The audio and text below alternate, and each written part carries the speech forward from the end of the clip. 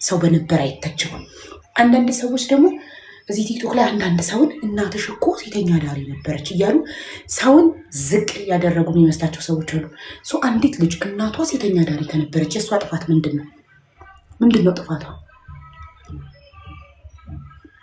የሴተኛ ዳሪ ልጅ መሆኗ ምንድን ነው የእሷ ጥፋት? አልገባኝ።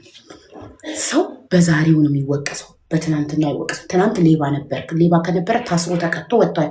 ትናንት ነፍሰ ገዳይ ነበር ትናንት እስሩን ጨርሶ ቅጣቱን ጨርሶ ከወጣ ያ ሰው አሁን ንጹህ ሰው ነው። የሰው ልጅ በትናንትና አይወቀስም። የሰው ልጅ ዛሬ ባለበት ነው። በነበር ባንክ ያበድራል። ነበርኩ ሀብታም ነበርኩ አበድሩኝ ብትሉ ባንክ ያበድራችኋል። የሰው ልጅ በዛሬው ዛሬ በቆመበት ቦታ ብቻ ነው የሰው ልጅ ጃጅ የሚደረገው። በትናንትና ባለፈ ታሪኩ ማንም ጃጅ መደረግ አይችልም።